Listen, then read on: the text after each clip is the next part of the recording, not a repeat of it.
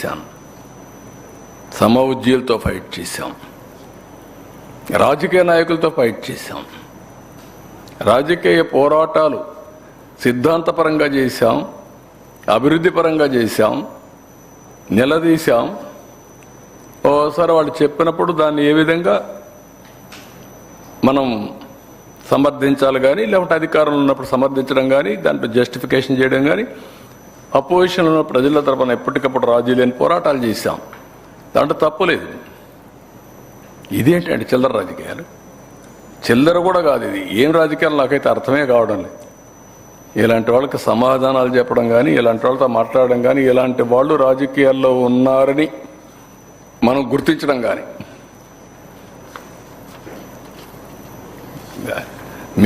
మీకు సిగ్గు లేదు, సిగ్గు అనిపించదు కానీ నాకే సిగ్గు అనిపిస్తుంది ఇలాంటి వాళ్ళతో రాజకీయం చేయడం. వాళ్ళకి సమాధానం చెప్పడానికి కూడా చేసి పర్పస్ ఉండాలండి. కాబట్టి ఇంకా చాలా ఉన్నాయి. ఈ విషయాలు నేను మొన్న ఎన్నికల్లో చెప్పింది ఇవే చెప్పాం. ప్రజలకు నిరంతరం గుర్తు చేయాల్సిన బాధ్యత కూడా మా పైన ఉంది, మీ పైన, అందరిపైన ఉంది. గుర్తు చేసుకుంటూనే మళ్ళీ ఎక్కడికక్కడ అభివృద్ధి చేసుకుంటూ ముందుకు పోవాలి. ఇప్పటికే మీరు డిఫరెన్స్ ముందుకి ఇప్పుడు కనపడి ఉంటుంది. కనీసం 5 ఏళ్ళు గుంతలు పెట్టేసి రోడ్లని చేస్తే ఇప్పుడు అవన్నీ గుంతలు పూడుస్తున్నాం. 1 కోటి లక్షల టన్నులు, మెట్రిక్ టన్నులు గార్బేజ్ క్రియేట్ చేస్తే ఆ గార్బేజ్ని లిఫ్ట్ చేయడం మా నారాయణ 1 ఇయర్ పడుతుంది. అంటే తొందరలో చేయవా, 2 ఏళ్ళు పడుతుంది. 2 ఏళ్ళు కాదా, తొందరలో చేయమంటున్నా. 2 ఏళ్ళు ఏంటి, వాళ్ళకి సిగ్గులేదు. మనమైనా సరే దాన్ని ముందు చేయాలి. కనీసం 6 నెలలు 8 నెలలు చేయమంటున్నా. 1 ఇయర్ అంటున్నాడు ఇప్పుడు కూడా. నేను 1 ఇయర్ నాకు యాక్సెప్టబుల్ కాదు. This are all problems. ఎవరన్నా ఉంటారా? 85 లక్షల మెట్రిక్ టన్నులు వారసత్వ గార్బేజ్, లెగసీ గార్బేజ్. ఏ దేశం అనేది ఒప్పుకుంటారా? ప్రజాస్వామ్య దేశం. నువ్వు క్వశ్చన్ అడిగావు, ఒప్పుకుంటారా? మీ ఇంట్లో చెత్త వేసుకుని ఒప్పుకుంటావా? రాష్ట్రంలో చెత్త వేసిన వాళ్ళు ఏమన్నా అలా వదిలిపెట్టాలనా? మళ్ళా చెత్త మీద పన్నేస్తే కట్టలేదని వాళ్ళ ఇంటి ముందర వాళ్ళ షాపుల్లో చెత్త వేసిన వాళ్ళు మళ్ళా తీసుకుని అక్కడ చెత్త వేశారు. ఎంత హెరాస్మెంట్స్ అంటే అవన్నీ తలుచుకుంటే ఒక ఇది రాదు మనుషులకి. కాబట్టి మీరు కూడా గుర్తుపెట్టుకోవాలి, అలాంటి వాళ్ళు ఈ పార్టీ మాది అని చెప్పుకోవాలని వాళ్ళు సిగ్గుపడాలి, ఆ పార్టీలో ఉండేవాళ్ళు. నేను రాజకీయ పార్టీల గురించి మాట్లాడా. I have seen all political parties over a period of 45 years. నేను ఎప్పుడు చెప్తా అంటారు, కరెంటు లేని రోజుల నుంచి ఇంటి పైన కరెంటు తయారు చేసుకునే పరిస్థితికి వచ్చాం. ఒకప్పుడు కార్లు లేని పరిస్థితి నుంచి ఈరోజు డ్రైవర్లెస్ కార్లకు వచ్చే పరిస్థితికి వచ్చాం. We have travelled. మా ఊర్లో ఫోన్ లేకపోతే ఇప్పుడు డ్రోన్స్ ఎగరేసే పరిస్థితికి వచ్చాం ఇన్ఫర్మేషన్ కలెక్షన్కి. You have imagined I'm a party to all these developments. నేను ఇలాంటి వాళ్ళకి ఆన్సర్ చేయాలి. టెలికమ్యూనికేషన్ సెక్టర్ నేను part, deregulation of telecommunication sector, IT part. ఒకప్పుడు మనవాడు హైదరాబాద్ నుంచి, ఆంధ్రప్రదేశ్ నుంచి బయట పోలేని పరిస్థితిలో ఈరోజు ప్రపంచంలో ఏ దేశంలో చూసినా ఉండి వాళ్ళకంటే ఎక్కువ సంపాదించే పరిస్థితికి వచ్చేసారు. నిన్న చూసే నేను డ్రోన్ సబ్మిట్ పెడితే ఎవరున్నారు అంటే 80% ఓన్లీ తెలుగు వాళ్ళు ఉన్నారు. Innovation 11th class girl drone application use cases తయారు చేసుకొని వచ్చింది. That is the knowledge, that is the motivation, inspiration, insights. మీరు ఇంకా ఈ వంకర రాజకీయాలు, చెత్త రాజకీయాలు, చిల్లర రాజకీయాలు వీటిలోకి వెళ్ళిపోతున్నారు మీరు. కాబట్టి ఎక్కడో ఇక్కడ నేను చెప్పకపోతే మీరు కూడా ఏంటంటే ఇదే ఉంటుంది మీ మైండ్లో కూడా. చిల్లర రాజకీయాలు తిండి పెట్టవు, చెత్త రాజకీయాలు ప్రజల్ని కాపాడవు, విలువలు లేని మనుషులు సమాజానికి చేటు. ఆ విషయం కూడా గుర్తుపెట్టుకోండి. విలువలు ఉండాలి, కనీసం మినిమం వాల్యూస్ అన్న ఉండాలి. ఏ విలువ లేదు, నేను ఏమైనా చేస్తాను, రోడ్డు మీదకి వస్తాను, నా ఇష్ట ప్రకారం మాట్లాడతాను, అందరి మీద బురద వేస్తా, మీరు తుడుచుకోండి. ఇది మంచి పద్ధతి కాదు. నేను ఎప్పుడూ మాట్లాడలేదు. ఏదో ఇటీవల కాలంలో మీరు అడిగారు కాబట్టి మీకు చెప్పాల్సి వచ్చింది, కానీ అదర్వైజ్ అలాంటి వాళ్ళని మనం మర్చిపోవడం మంచిది. సమాజ హితం కాదు ఇది. ప్రపంచానికే భారతదేశం 2047లో అగ్రదేశంగా ఉంటుందని మనం మాట్లాడుకుంటే ఊర్లో నుంచి బయట రాని గుంతలు దిగేవాళ్ళు కావాలా మీకు? I'm asking straight question. 5 ఏళ్లుగా ఒక్క అభివృద్ధి, ఒక ఎంప్లాయ్మెంట్ చెప్పండి మీరు.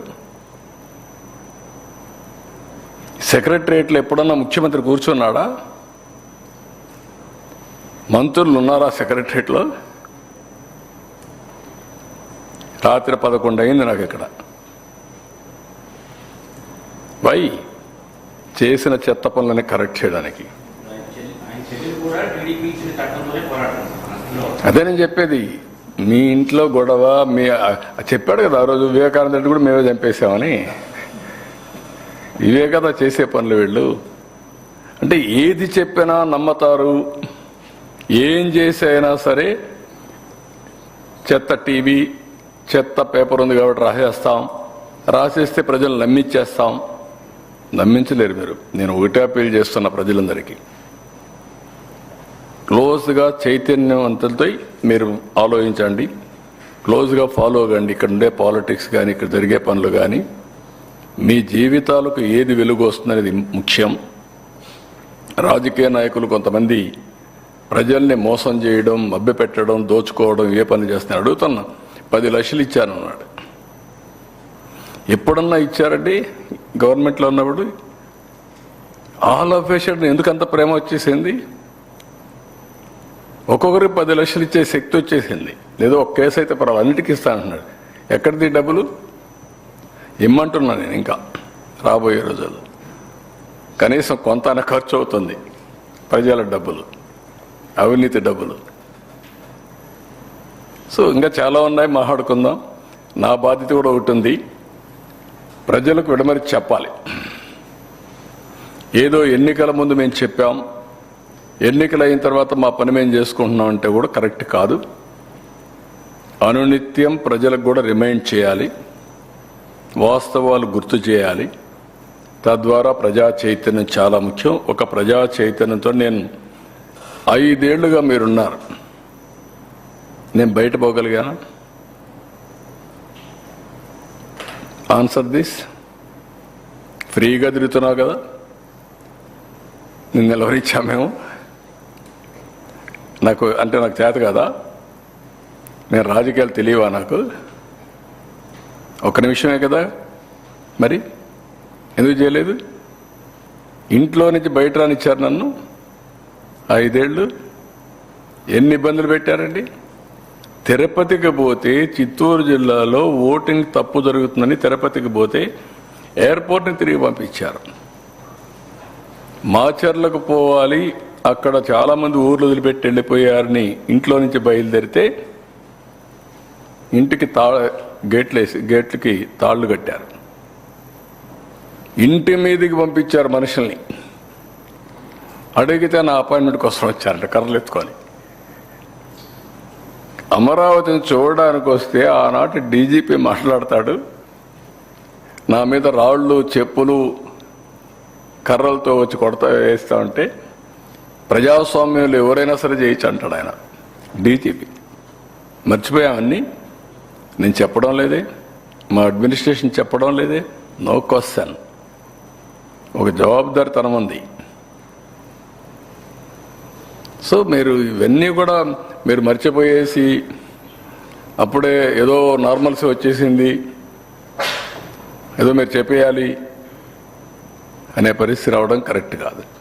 కనీసం నిన్న తెనాలికి పోతే ఎవడైతే ఈ తప్పుడు పని చేసిన వాళ్ళ తల్లి చెప్తా ఉంది, మా వాడు వైఎస్ఆర్ కాంగ్రెస్ ఆ పార్టీలు తిరిగి చెడిపోయాడు, నాశనం అయిపోయాడు, ఇప్పుడు మమ్మల్ని వదిలేయమంటున్నాం, అనవసరంగా ఇంటర్ఫియర్ కావద్దు అంటున్నాం, ఇంకా మా జీవితాలతో ఆడుకోవద్దు అంటున్నాం, మేమిద్దరం బంధువులం కాబట్టి మా వాడు ఆ పని చేశాడు, ఎందుకు చేశాడు తెలియదు అని వాళ్ళ తల్లి చెప్తా ఉంది.